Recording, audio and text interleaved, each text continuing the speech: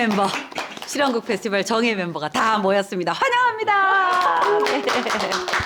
네, 안녕하세요. 저는 골목실험극장 대표 최영조입니다. 제 7회 실험극 페스티벌 모놀로그에 우리 모든 멤버가 오늘 다 모였는데요. 한 분씩 소개해 드릴게요. 이렇게 돌아가겠습니다. 네, 안녕하세요. 별들의 도시 은하의 슬아라고 하고요. 제일 마지막 공연인 코드 404 공연 앞두고 있습니다. 네. 안녕하십니까. 흥쇼콰이어의 정민경이라고 하고 저는 두 번째 공연을 치렀고 이란성 쌍둥이라는 연극 공연을 올렸습니다. 네, 반갑습니다. 저는 의정부에서 온 창작 19다라는 단체의 강현욱이라고 합니다. 누구의 갤러리라는 시리즈로 계속 실험극을 오고 있었고 이제 올해 부제는 반짝반짝 빛나는 이라는 부제를 가지고 오게 되었습니다. 너무 감사합니다. 저는 무궁무진 무용단의 유승희라고 합니다. 첫 번째 공연인 제가 사랑한다 말했던가요를 공연을 했었습니다. 무궁무지 모용단 김가민입니다. 네, 제가 사랑한다 말했던가요에 출연했습니다. 네, 안녕하십니까. 창작 집단 동막의 송호걸입니다. 저는 신과 죽음에 대한 프랑크슈타인의 고찰이라는 작품을 연출했습니다.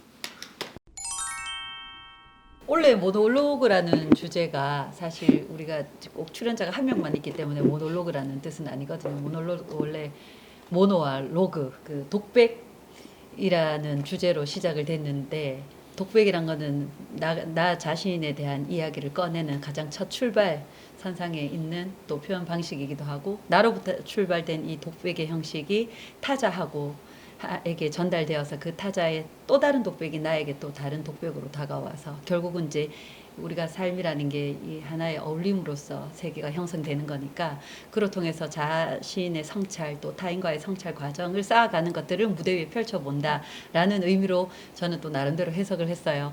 작품마다 다 각자의 또 구심점은 다 다를 것이고 표현하는 방식 또 이야기하고자 하는 주제도 다 다양하게 준비가 되셨을 텐데 그 이야기를 편안하게 또 작품은 또 서로 오늘 대표님은 또 의정부에서 멀리서 오셔서 앞선 작품들은 다 보지 못하셨지만 아마 공연 소식이나 이런 걸 통해서 다 접하셨을까라는 생각이 들어요. 그래도 저도 공연을 봤지만 궁금한 것도 있고 또 공연을 했지만 또 더 아쉬운 것들도 있을 거라고 생각이 돼요. 실험극 페스티벌이 원래 저희가 이 실험이라는 게 세상에 존재하는 그 어떤 표현 양식을 무조건 발굴해내야 한다는 것이 초점이 아니라 그동안 우리가 상상 속에만 있던 것들을 무대 위에서 하나씩 구현해 나가면서 연극 이후의 연극을 우리가 한번 추구해보자. 그래서 과정 중심의 연극이라는 뜻에서 실험, 도전한다는 정신의 중심의 페스티벌이기 때문에 아마 작품을 먼저 올리셨어도 막상 무대 위에서 내가 표현을 해봤을 때의 아쉬운 점과 또 가능성을 충분하게 찾아냈을 거라는 생각이 또 들어요. 그래서 앞선 팀 이야기도 들어보고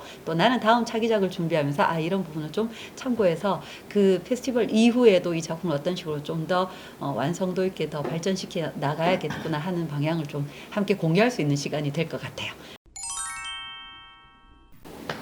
안전하게 무사히 마칠 수 있어서 참 감사했고 이게 관객분들이 없었으면 무대 조명이 없는 공연이었어서 관객분들이 없었으면 이제 암흑 속에서 저 혼자 뭔가를 이제 해 나가든 이제 공연이 올라가지 않든 되었을 텐데 그 빛을 비춰주시던 관객분들이 계셨어가지고 작품이 완성될 수 있어서 참 감사했습니다.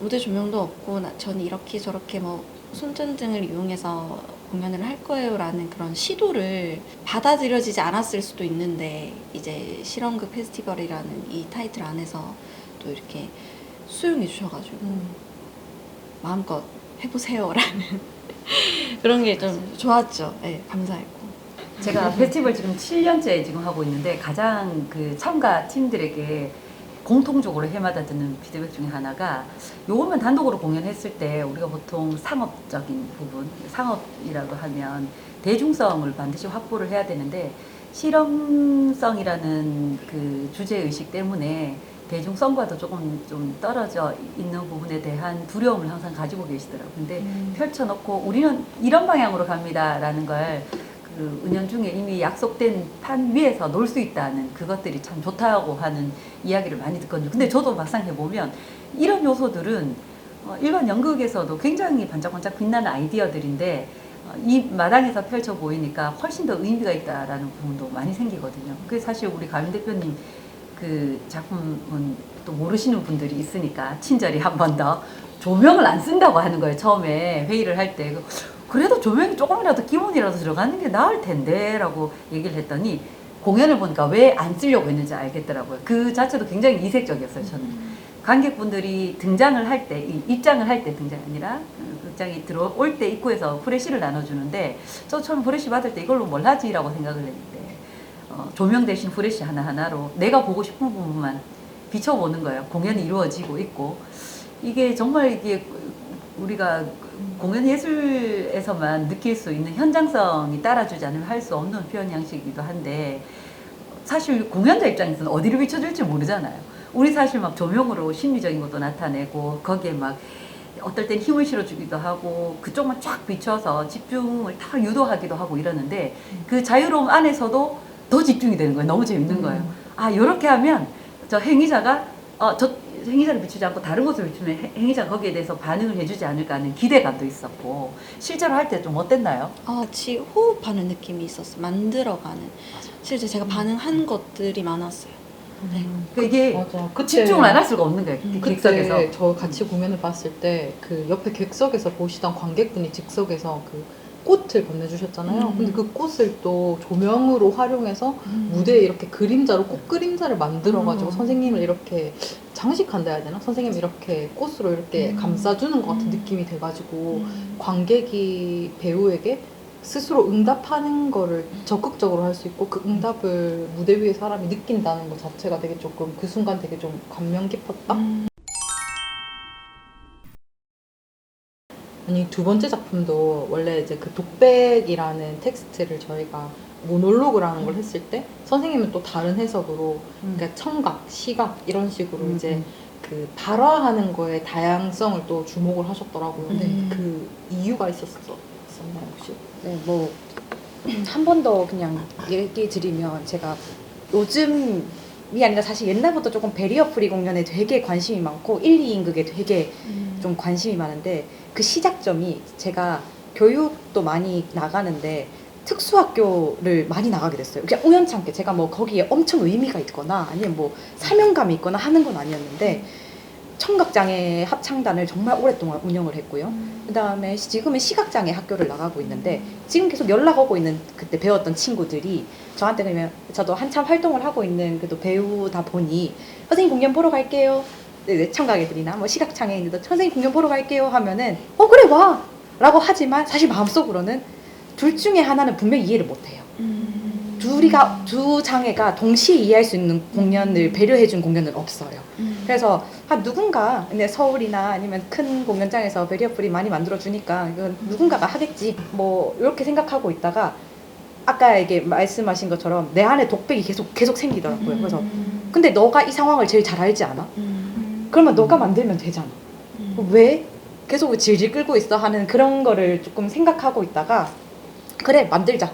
청각장애랑 시각장애가 동시에 와서 봤을 때 모든 드라마가 이해가 될 수 있게 어느 정도는 만들자 해서 제가 시도한 게 이제 연기자들은 말을 하니까 말을 했을 때 오디오로 이 흐름이 끊기지 않게 대사를 좀 잘 적어보자. 뭐 암전이 있더라도 뭐 잘 적어보자 하는 그런 게 있었고 그다음에 청각장애를 위해서 대사로 했을 때 사운드가 안 들리는 청각장애를 위해서 우리가 무용을 넣자. 우리가 호두깎이 인형이나 발레 공연을 보러 가도 하나도 대사 없이 모든 걸 다 이해하니 그러면 그걸 해보자. 대신 이걸 정말 잘해야 되는 건 지저분하게 잘 정리를 잘 해야 된다. 왜냐하면 같은 캐스팅, 같은 배우를 두 배역이 같이 들어가니까 연기자가 들어가고 무용수가 들어가니까 안 지저분하게 만들어야 된다.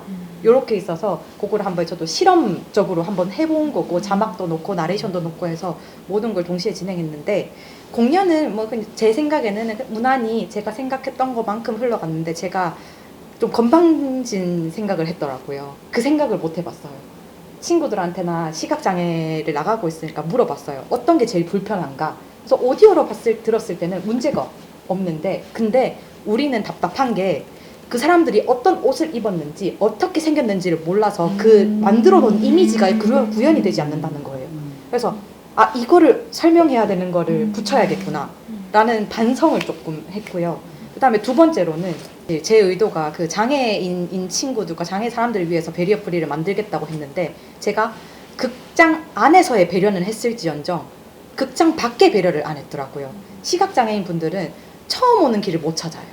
그분들이 도와주는 사람들이 있어야 이렇게 점자블럭이나 그런 게 유도가 다 되어 있어야 찾아올 수 있는데 일반 비장애 분들이 데리고 와줘야 되는데 저희는 여기가 이게 뭐 보도블럭에 그 점자블럭이나 이런 게 되어 있지 않다 보니까 그 부분에 대해서 제가 망각을 했더라고요. 제가 그들을 위해서 만들었는데 그들이 못 보러 오는 상황인 거죠. 그래서 그게 참 건방졌다라고 생각을 하고 있었어요. 아니요, 제가 생각할 때 네. 약간 이 대면 공연 거리에 네. 약간 뭐 차 없는 거리식으로 만들어서 그런 보도블럭, 점자 보도블럭을 까는 그런 시도 네. 그런 걸 해도 되게 좋겠다고 방금 이제 생각이 들었어요. 만약에 다음에 재공연을 한다면 그분들이 집에서 출발하는 것부터 해결하는 게 좀 다소 무리가 있겠지만 그 정도는 아니더라도 극장 인근에 왔을 때 그분들이 여기까지 오는 것도 공연의 시작으로 생각하고 한번 기획해 보는 것도 네. 괜찮을 것 같아요. 저는 작품 보면서 좀 재밌었던 부분이 우리는 이제 시청각 다 자유로우니까 자유로운데도 보니까 또 다른 작품에서 볼 수 없는 것들이더라고요. 이게 여러 가지 감각을 또 자극받게 되는 요소들이 많아서 좋았었고 특히나 우리 움직임을 담당하는 두 출연자들이 언어로 표현하는 한계가 있는 것들을 오히려 더 내밀하게 더 보여주는 부분도 있다는 것. 그게 꼭 언어를 설명하는 게 아니더라도 그냥 우리가 생각하는 하나의 무드를 담당하기도 하고 심리적인 것들에 대한 복잡한 것들을 아주 응축시켜서 하나의 그 손짓이나 몸의 방향 하나로 보여줄 수 있는 것. 이게 또 색다른 표현으로 다가와서 굉장히 좀 다양하게 부벼먹는 맛있는 부벼먹는 느낌 작품에서 그런 느낌 들었었어요. 근데 사실 나는 이제 연출님한테 궁금한 게 뭐냐면은 저거를 다 움직임으로 표현하게 하기까지 우리가 사실 배우가 언어를 쓰면서 움직이는 것도 해야 되는데 플러스 원씩 하나 더 있으니까 그것까지 정리해 나가려면 사실 연출하면서 굉장히 힘들었을 것 같아요. 네. 뭐 배가 되니까 네, 네. 해야 되는 고민들이 좀 어떠셨나요? 맞아요. 사실 이게 시각장애, 청각장애에 대한 배려지만 사실 일반 분들이 왔을 때는 퍼포먼스적이고 안 지루해야 된다가 저도 이 세 가지를 같이 충족을 했었어야 되거든요. 그래서 사실 부족한 게 많았어요. 제 눈에는 아직 많이 부족한 게 많아서 정리해야 될 부분도 많았고 상황이 몰아칠 때 대사를 막 몰아치거나 상황이 극한으로 갔을 때는 무용을 죽이자.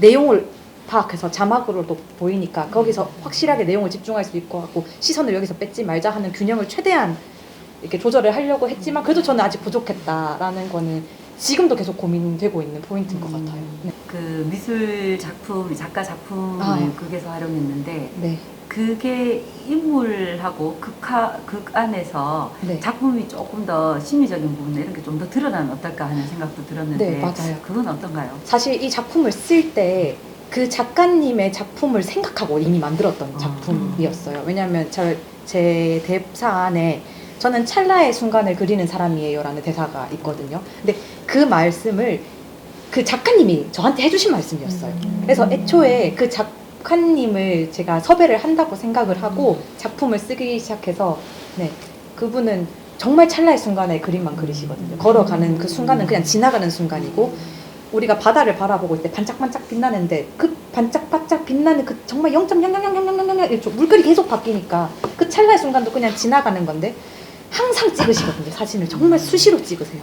하나라도 웬만해선 잘 안 놓치려고 하고 그 중에서 자기가 이제 볼펜으로 아니면 뭐 흑백으로만 자기를 표현하시는 분인데 그 작가님이랑 하면 재미있겠다 라는 생각으로 애초에 제가 작품을 만들 때 어떤 캐릭터로 해서 일관성을 분리시킬까 둘이가 극한으로 다르게 하는 거고 우리도 무용으로 표현하고 연극으로도 표현하고 그래서 일관성이라는 그런 그것도 표현이 되는데 그 극안에서 같은데 다른 쌍둥이의 직업을 뭘로 할까라고 제가 맨 처음에 극을 쓸 때 생각했을 때 아예 이과 문과 아예 예체능 이걸로 확 갈라버리자 하면서 화가라는 캐릭터로 만들었고 그러면서 이제 작가님을 대입시켜서 만들었던 거라 가지고 난 이 네. 설명 듣고 너무 재밌어요. 왜냐면 이게 약간 그 작가님이 실제 작가님이 네. 순간을 막 포착해서 그거를 기억시키고 표현하고 그 느낌을 잊지 않으려고 하고 네.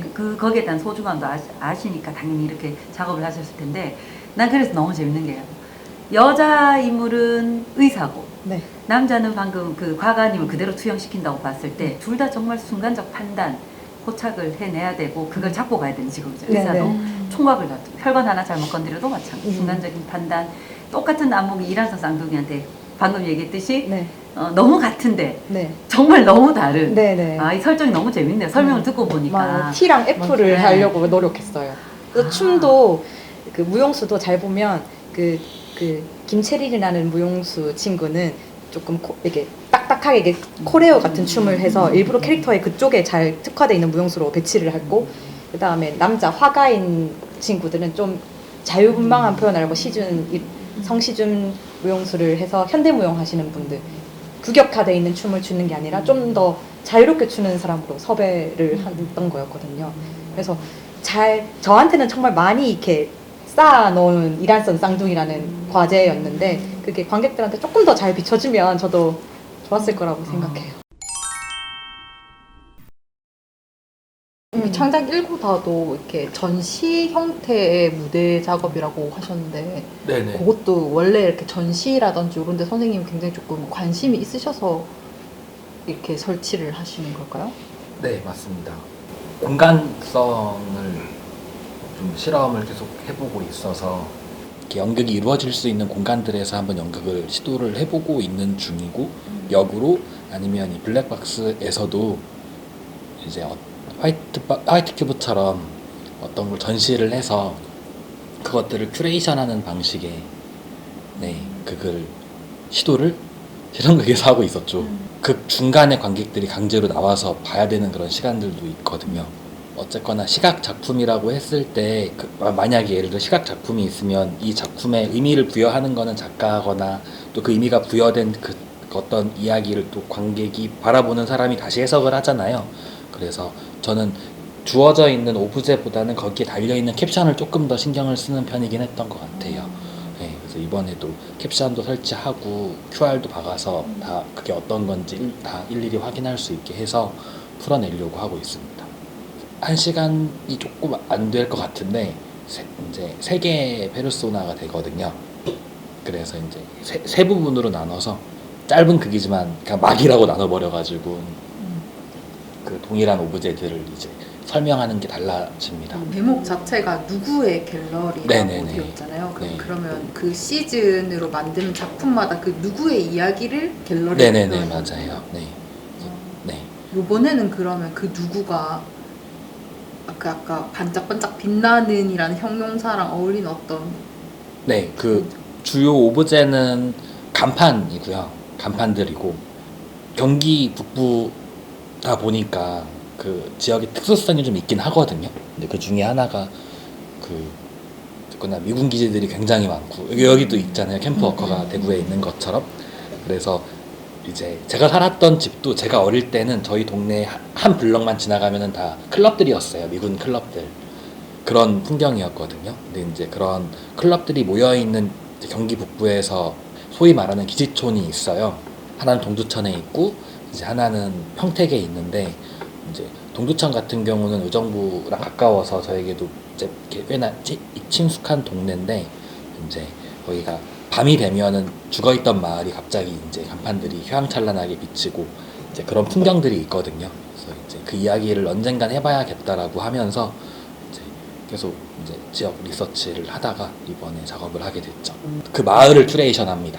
그래서 그 마을에 뭐 거창하진 않은데 이제 그냥 그 마을이 이렇게 이제 유튜버의 시선으로 그 지역에서 뭔가 활동을 했던 사람의 시선으로 그리고 거기에 실제로 있었던 사람의 시선을 알 수는 없지만 그냥 그런 것들을 이렇게 3가지로 나눠가지고 짧게 큐레이션 할 거예요. 그래도 넉넉지 않은 여건에도 대마다 네. 참여해 주시면서 작품 감사합니다. 이렇게 올려 결과를 보면 항상 그 느낌이 있어요. 굉장히 주관적인 것 같은데 객관성도 가지고 있고 표정으로 나타내면 이거죠. 비식웃음이 나와요. 비웃음이 나는데 그 웃는 와중에 이 웃는 순간에 뭐가 있냐면 예를 들어서 우리가 어떤 사물에 있으면 이 오브제를 통해서 누구나 봐도 컵은 컵인데 나만의 컵을 어느 순간 들어가 버려요. 그리고 다시 빠져나와서 보면 누구나 알고 있는 대중적인 컵으로 다시 또 내 거랑 섞여서 다른 컵으로 다시 존재하게 되는데, 그게 이거 보신 분들은 아실 거예요. 아마 이번에 또 뭐 큐레이션 역할을 그 큐레이터 역할을 해준 또 배우의 역할도 있는데 약간 저는 감이 오거든요. 그 스타일을 알기 때문에 이제. 근데 기대가 돼요. 이게 왜냐면 큰 줄기는 비슷한 데서 출발하는 것 같은데 그 열려있는 열매나 가지는 굉장히 다양하거든요. 이 작품마다 제가 보니까. 그래서 볼 때마다 마음이 굉장히 따뜻해져요. 그리고 어느 순간 때와 장소로 순간 이동시켜줬다가 다시 현재 나로 오게 하는 힘이 상당하더라고요. 저는 대표님 작품 볼 때마다 그런 느낌이 들었거든요. 생각을 많이 하게 해요. 근데 그게 어렵고 복잡한 사고가 아니라 누구나 자기 것에서 꺼내와서 사고하게 하는, 삶에 대해서 무겁지도 않은데 그렇지, 그럴 수 있지 않은 그 평온하고 따뜻한 공감이 있거든요. 근데 너무나 일상적이에요. 근데 거기에 의미를 굉장히 부여하게 돼요. 스스로 자기 삶을 되짚어 보면서. 그게 굉장히 매력적이었었어요. 실험극 페스티벌 주제가 모놀로그라고 하길래 어떤 걸 좀 써야 될까 고민했었는데, 그 왜 흔히들 말하는 연극의 시초는 또 그러니까 의식이라고 하잖아요.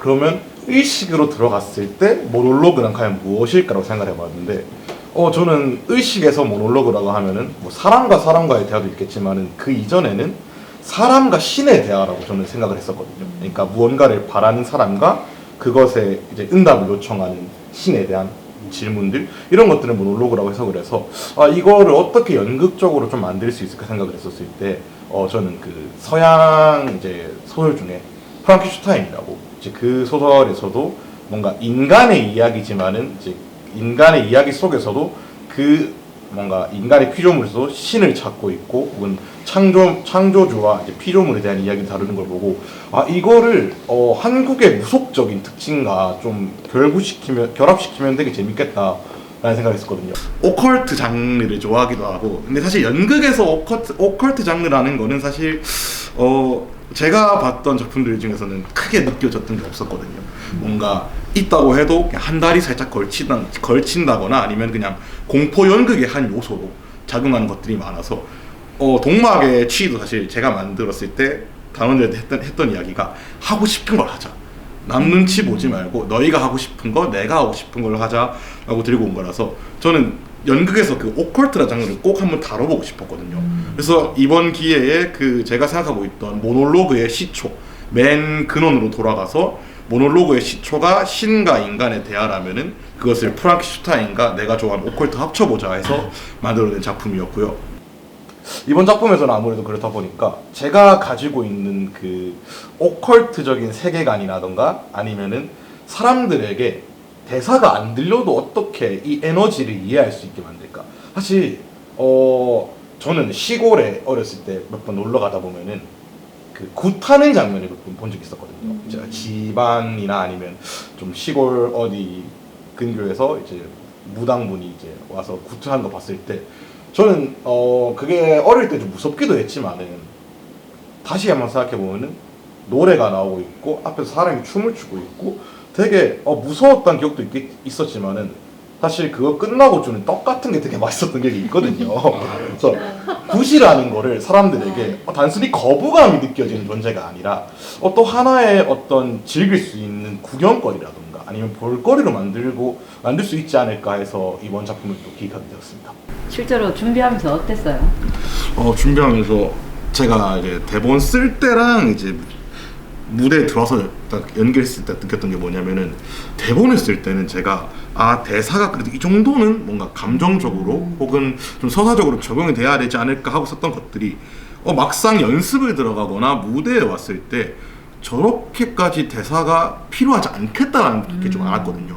그래서 이제 극장 들어와서 혹은 이제 연습실에서 블로킹하면서 연습할 때는 어떤 서사적인 대사들의 감정을 빼고 보통 다 전개적으로 갔어요. 그러니까 뭐 대사가 원래는 이제 1인칭 대사였는데 뭐 3인칭화 시켜서 관객들이 조금 더 한 발짝 떨어져서 볼 수 있게. 그래서 이 무당 역할을 하고 있는 신이나 시체 역할을 하고 있는 이 배우에게 집중되는 게 아니라 이 상황 전체를 볼 수 있게 조금 더 거리를 두고 만들었던 것 같아요. 이게 원래는 이제 이 신을 찾는 사람의 역할이 그 이제 자기 몸에 신을 부르려고 하는, 그러니까 이제 아픈 신체 때문에 좀 더 살고 싶다는 욕망을 담은 캐릭터였는데, 이것들을 가지고 가다 보니까 뭔가 관객들이 봤을 때 이 사람 자체에 몰입을 하게 되니까 그게 자꾸 내려가더라고요, 분위기가. 저 사람의 그냥 생존 욕구에 이 극 자체가 갇혀버리다 보니까 그것을 한 발짝 떼고 봤을 때 이 사람의 그런 것들은 그저 목적일 뿐이고, 관객들이 느껴야 되는 것은 이 사람이 움직이면서 혹은 보여주는 뭐 메타포적인 이미지들, 거기서 느껴지는 에너지라고 해야 될까요? 뭔가 그 굿을 행하면서 느껴지는 에너지나 기운들, 그것들 자체를 좀 받아들이길 원했어가지고 조금 더 그 분리를 시켰던 것 같아요. 준비했을 때 또 처음에 우리가 이제 신호비나 이런 거 받았을 때 그냥 굿의 어떤 형식적인 부분만 무대에 구현되는 데서 만약에 멈추면 이거는 공연으로서는 그게 의미가 없을 수도 있겠다라는 생각이 들어서 연출로서 그 고민 안 했을, 분명히 했을 거라는 생각이 들어요. 그래서 그게 난 너무 궁금하더라고요. 어떻게 풀어가려고 했는지.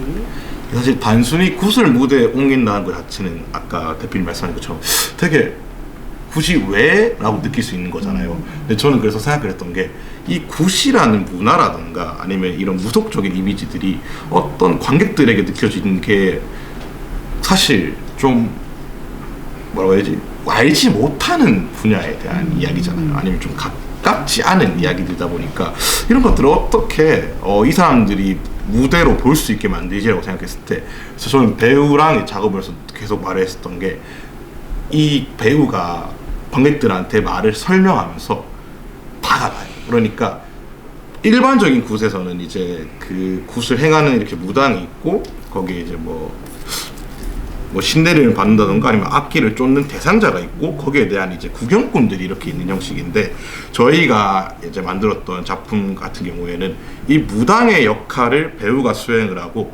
관객들을 모두 그 어떻게 보면은 굿의 참가자라고 해야 될까요? 그것의 참가자로 이끌어내기 위해서 계속 그 관객들이 향해서 눈을 입으로 마주치기도 하고 질문을 던지기도 하고, 혹은 이 벌어지는 광경에 대해서 어떤 본인들만의 생각을 좀 가지고 갈 수 있게끔 만들려고 노력했었거든요. 근데 그런 것들이 대사보다는 몸으로 표현될 수 있게.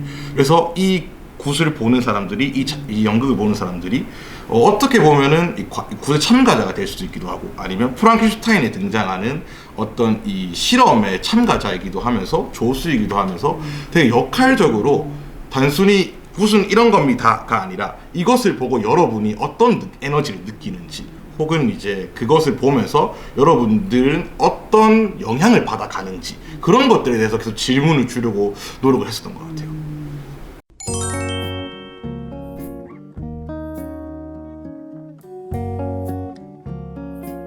제가 생각했을 때 뭔가 실은 그 페스티벌에 뭔가 좀 더 있으면 좋겠다 싶은 거는, 각 팀의 컨셉이라던가 이 설정 같은 거를 미리 한번 알고 올 수 있으면 조금 더 좋지 않을까. 왜냐면 이름이나 아니면 이제 기본 정보 말고도 뭔가 각 팀들에서 가져올 수 있는 콘텐츠라던가 아니면 개인 홍보 수단들, 이런 것들을 조금 더 다채롭게 활용해도 좀 좋을 것 같다, 그런 생각이 듭니다. 이 실험극 페스티벌이 제가 또 언제 도전할 줄 모르니 그냥 계속 존재했으면 좋겠어요.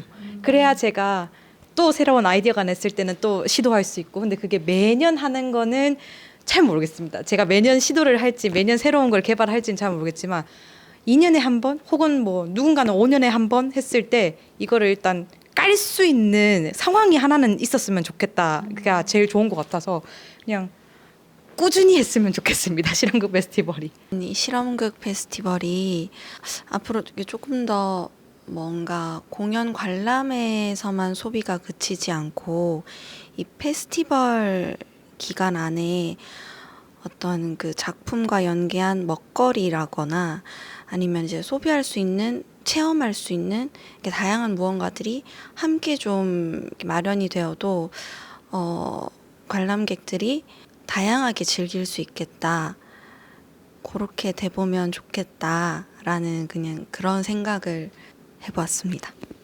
올해 같은 경우에 되게 수많은 조금 팀들이 모였고 또 3년째 찾아주시는 공연팀도 있고 해서 충분히 이제 17회가 될 수도 있는 공연 축제가 만들어지고 있고 나도 두 번째로 함께하고 있구나라고 생각이 들었었습니다. 그래서 뭐 사실 이제 골목 측에서 직접 기획을 하셔도 괜찮으시고 이번처럼 다른 팀들이 각자 모여서 함께하는 소극장 축제인 것 같아요. 사실 다른 소극 연극제 같은 거나 뭐 연극 축제 같은 경우에는 원래 계속 해왔던 팀들이 계속 하더라고요. 근데 저희는 원래 서로 몰랐던 공연 팀들이 함께 만든 연극 축제다 보니까 조금 색달랐어요. 그래도 각자만의 색깔이 조금 다 통통 튀는 연극 축제였던 것 같습니다. 네, 좋은 페스티벌이라고 생각을 합니다. 제가 실험을 좋아해서 그런 것 같아요. 전 이번에 계속 지금까지는 관람객으로 이렇게 봐오다가 이번에 처음 같이 이렇게 작업을 했는데 이번에 느낀 점은 이번에 다 초연이시잖아요. 그래서 아까 선생님 말씀하셨듯이 뭘 한번 시도해보고 뭘 한번 고민해보고 이게 공연을 보면 보이더라고요. 그래서 그게 너무 재밌었고 그래서 약간 좀 이 페스티벌 자체가 앞으로도 약간 좀 뭐 연구하시는 분들이 학술지 이렇게 막 발표하듯이 여기 약간 좀 치열한 실험의 뭐 발표라든지 아니면 그런 장이 돼가지고 사람들이 공부하듯 보러 온다 해야 되나? 뭐라 해야 되지? 좀 되게 좀 탐구하듯이 보러 오는 그런 작품들이 계속 좀 발표되고 그런 사람들이 여기 많이 모여가지고 이런 작업을 같이 하는 파트너로서 네트워킹 안에서 같이 또 소통하고 이렇게 하는 축제로 계속 좀 만들어가면 좋겠다 그런 생각을 해봤습니다. 아니 민간극단에서 사실 7회째까지 왔다는 것도 저는 개인적으로 상당히 만만치 않았는데 여기까지 올 수 있었다는 것도 감사하기도 하고 쉽지도 않았어요. 저희가 한 절반 이상은 자비로 다 했어요. 7회까지 오면서. 그런데 사실 뭐 마음이 또 모이면 할 수 있는 것이긴 하지만 더 할 수 있는 것들이 있는데 이게 짠해서 하다 보면 할 수 있는 것도 못하고 멈춰야 될 때도 있어서 되게 아쉽거든요. 저도 더 노력해서 이것저것 재원을 더 마련하겠다는 결심과 두 번째는 아까 우리 승희 PD가 얘기한 것처럼 멤버들이 각자 다 모여서 또 저희가 예술감독제를 우리가 나중에 모인 멤버들끼리 해서 자발적으로 또 선정을 해서 혹은 특정 연극인이 내가 실험극 페스티벌에 이런 색깔로 올해는 해보고 싶어요 하는 개인이 있더라도 또 거기에 맞는 작품들을 모아서 하는 방법도 역으로 괜찮고 저희가 이상적으로 생각하는 실험극 페스티벌 운영은 그거였거든요. 근데 올해는 예정되진 않았었지만 각각의 다른 멤버들이 모여서 서로 동등하게 아이디어를 내고 이런 과정들이 사실은 가장 좋은 방법이라는 생각이 들어요. 그래서 앞으로도 이런 여건들만 제가 재원적인 여건만 더 기반이 탄탄해진다면 충분히 된다고 보고요. 저는 해보니까 너무 좋은 게 훨씬 젊은 창작자들이 아이디어도 빠르고 뭔가 처리하는 속도부터 해서 정보 수집 이런 능력들이 월등히 뛰어나기 때문에요. 너무 우리 실험극 페스티벌에는 잘 어울리는 멤버들로 다 구성이 돼 있다.